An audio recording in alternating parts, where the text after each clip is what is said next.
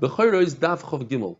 Continuing what we were learning yesterday, the amazing halacha that if you have a fish brine mix, it's fish brine with water, and you bought it from Amaretz and it's tame. So you put it in the mikvah, you do hashaka, you touch the fish brine to the mikvah, and the mikvah makes all the water in the fish brine tahar, because the fish brine itself cannot be mikabel tuma, and therefore you have a great mixture. According to Rabbi Yirmiyah, the tuma still remains within the mixture, just dormant, goes to sleep for a little bit. If you introduce other waters to it, where the waters become the majority, then awakens and becomes tummy. Abaye says no. Once you mevatel it in the mikvah, it goes away forever. Ask the Gemara in Rabbi Yirmiyah 3 questions. We learned by para aduma, the ashes of the para aduma, they have the ability to be metayr somebody that's tummy, but the person that touches it becomes tummy. If you have a mixture of ashes of a para aduma with regular ashes that are not tummy, if the majority is regular ashes and somebody touches it, we assume that what he touched was from the tar part, and therefore he's not tummy. The question is, what if he lifted it up? He should become tummy because he obviously lifted part of the tumah. You're right, it's in there somewhere and it's dormant and you don't know where it is, but he lifted it up. Says Gemara, yes, if you lift it up, it becomes tummy. Another question, what if you have 2 pieces of tar meat, kosher meat, shachat meat, and 1 piece of nevela, and you touched one of them? You are tar because we have to assume that you touched the tar piece. Excuse me. Ask the Gemara the same question, what if you lifted it? You should become tummy. Says the Gemara, you're right, you do become tummy. But at the end of the day, we have a kasha from our Mishnah. It says in our Mishnah that if an animal miscarried a large piece of blood, that's a raya that this animal gave birth, and it's no longer chayiv in a bechar. You have to bury it. But if you touch it, you don't become tamei. But what if you lifted it? And it says specifically that even lifting, you're not tamei. So that's a kasha of Rabbi Yirmiyah. And the Gemara says kasha. Says the Gemara, but what we could have answered is the difference between lifting and touching, because when you lift something, that's called a tumah chamura, and for that, you need that a human being should be able to eat it. And this blood is not something human beings eat, so that's why it's not tummy. But for touching, all you need is that a dog should be able to eat it. And over here, a dog can eat it. And by the way, if a dog can eat it, then it doesn't have any tumah at all. How do we know that it has to be edible for a human being? Because it says, you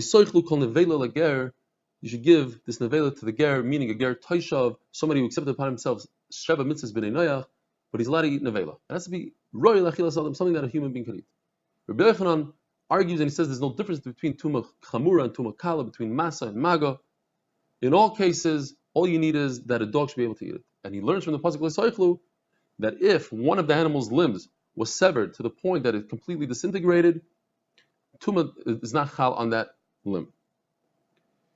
Now, the case that we brought before, that the animal miscarried a piece of blood, and we said, how come if you touch it? The Gemara explained, you're not tamei because it's the fetus is batal b'roiv. The majority is blood and other things, and there's a minority fetus, and that's why you're not tamei. The Gemara could have said because it's not something that humans eat.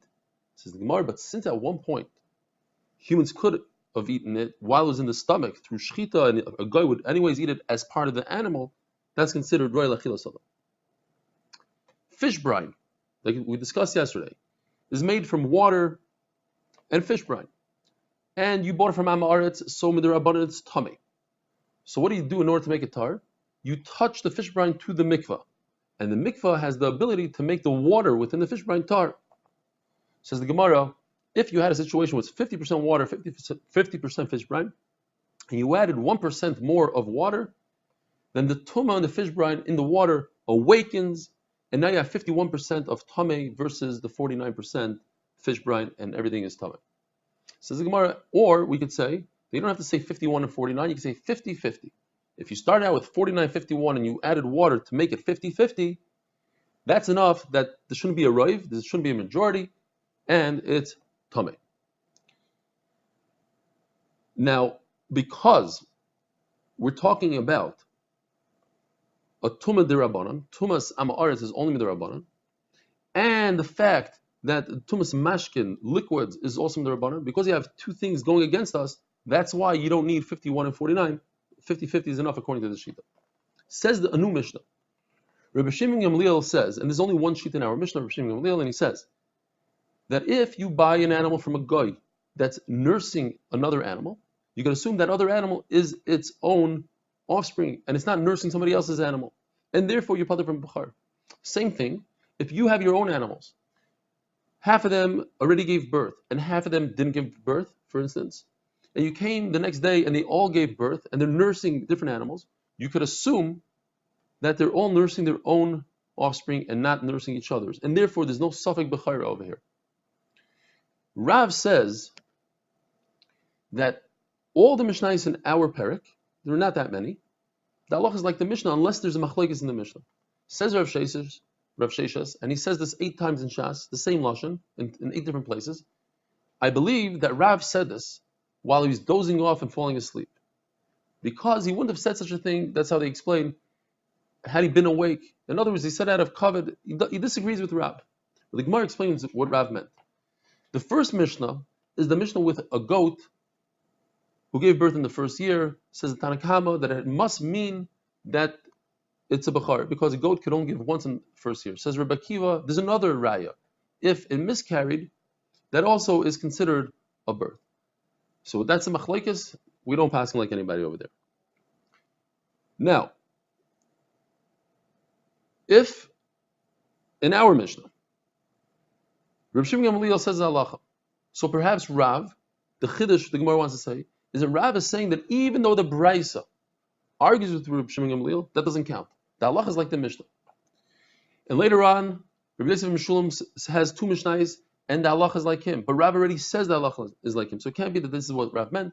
Rav obviously meant this one halacha, that our Mishnah, that when you see an animal nursing another animal, you can assume it's its own offspring. And not like the Braisa, because we don't consider the Braisa as a machlokes. Have a wonderful day and a great Shabbos.